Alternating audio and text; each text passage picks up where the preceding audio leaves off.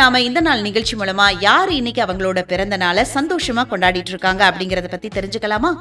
இந்திய திரைப்பட துறையில, குறிப்பா பாலிவுட்ல மிக முக்கிய இடத்தை பிடித்த ஒரு புகழ்பெற்ற நேபாள திரைப்பட நடிகையான மனிஷா கொய்ராலா. இவங்க தான் இன்னைக்கு அவங்களோட பிறந்த நாளை சந்தோஷமா கொண்டாடிட்டு இருக்காங்க. 1970 ஆண்டு ஆகஸ்ட் மாதம் 16 தேதி அன்னைக்கு நேபாளத்தின் தலைநகரான காத்மாண்டுல பிறந்திருக்காங்க. இவங்களுடைய தாத்தா பி கொய்ராலா நேபாளத்தின் பிரதமரா இருந்திருக்காங்க. தமிழ், ஹிந்தி, தெலுங்கு, மலையாளம் மற்றும் ஆங்கிலம் ஆகிய மொழிகள்ல பல சூப்பர் ஹிட் திரைப்படங்கள்ல நடிச்சிருக்காங்க. மனிஷா கொய்ராலா அவர்கள் நேபாளத்தின் அரசியல் பாரம்பரியமிக்க கொய்ராலா குடும்பத்துல பிறந்த இவங்க தன்னோட சிறந்த நடிப்பிற்காக 4 முறை பிலிம்பேர் விருதுகளை வென்றிருக்கிறாங்க. 1980 நேபாள திரைப்படத்துல அறிமுகமான இவங்க 1991 வெளிவந்த சௌதாகர் திரைப்படம் மூலமா பாலிவுட்ல அறிமுகமாகி ரொம்ப ஃபேமஸ் ஆயிட்டாங்க மனிஷா கொய்ராலா அவர்கள். 2012 ஆண்டு இவங்களுக்கு கருப்பை புற்றுநோய் கண்டறியப்பட்டிருக்கு. தீவிர சிகிச்சைக்கு அப்புறமா அதிலிருந்து முழுமையா மீண்டு வந்த மனிஷா கொய்ராலா அவர்கள் தற்போது புற்றுநோய் விழிப்புணர்வு பரப்புரையாளராகவும் ஊக்கமூட்டும் பேச்சாளராகவும் செயல்பட்டு வராங்க. பாலிவுட்ல முன்னணி நடிகையா இருக்கும் போதே தமிழ்ல முன்னணி இயக்குநர்களோட திரைப்படங்கள்ல நடிச்சு தமிழ் ரசிகர்களோட மனதை கவர்ந்தாங்க அப்படின்னு சொல்லலாம். மணிரத்னம் அவர்கள் இயக்கத்துல AR ரகுமான் இசையில வெளிவந்த பம்பாய் திரைப்படம் இவங்களோட திரை வாழ்வில மிக முக்கியமான மைல்கல்ல அமைஞ்சது.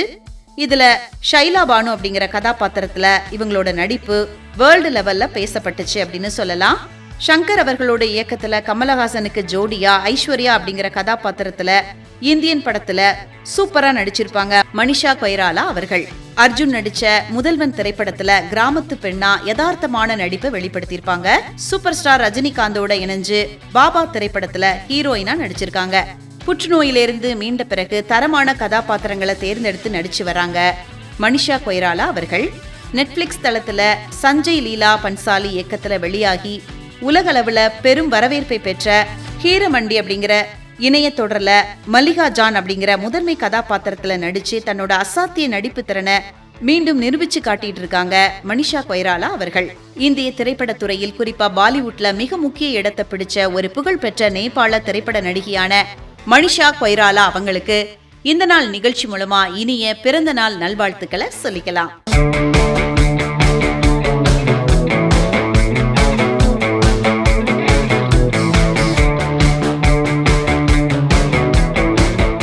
இப்ப நாம இந்த நாள் நிகழ்ச்சி மூலமா யார பத்தி தெரிஞ்சுக்க போறோம் அப்படின்னா, 1950 மற்றும் 60கள்ல தென்னிந்திய திரையுலகை ஆட்டி படைச்ச ஒரு புகழ்பெற்ற பழம்பெரும் பின்னணி பாடகியான ஜிக்கி அவங்கள பத்தி தான் தெரிஞ்சுக்க போறோம். 1935 ஆண்டு நவம்பர் மாதம் 3 தேதி அன்னைக்கு சென்னையில ஒரு தெலுங்கு குடும்பத்துல பிறந்திருக்காங்க ஜிக்கி அவர்கள். 2004 ஆண்டு ஆகஸ்ட் மாதம் 16 தேதி அன்னைக்கு புற்றுநோய் பாதிப்பால தன்னோட 68வது வயதுல சென்னையில காலமாயிருக்கிறாங்க ஜிக்கி அவர்கள். தன்னோட காந்த குரலாலும் தனித்துவமான கொஞ்சம் தேன் குரலாலும் தமிழ், தெலுங்கு, கன்னடம், மலையாளம், ஹிந்தி மற்றும் சிங்களம் ஆகிய மொழிகள்ல சுமார் 10,000க்கும் மேற்பட்ட பாடல்களை பாடி சாதனை படைச்சிருக்காங்க ஜிக்கி அவர்கள்.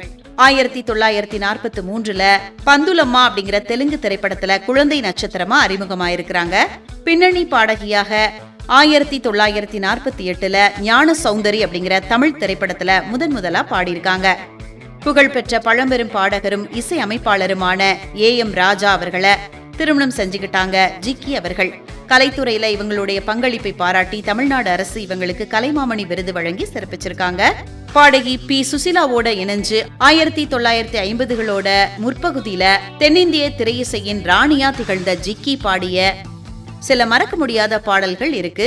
அதுல துள்ளாத மனமும் துள்ளும், மயக்கும் மாலை பொழுதே நீ போ போ அப்படிங்கிற பாடல், வாராய் நீ வாராய் அப்படிங்கிற பாடல், சிங்கார வேலனே தேவா அப்படிங்கிற பாடல் இவங்களுக்கு பெரும் புகழை பெற்று தந்த பாடல்கள் அப்படின்னு சொல்லலாம்.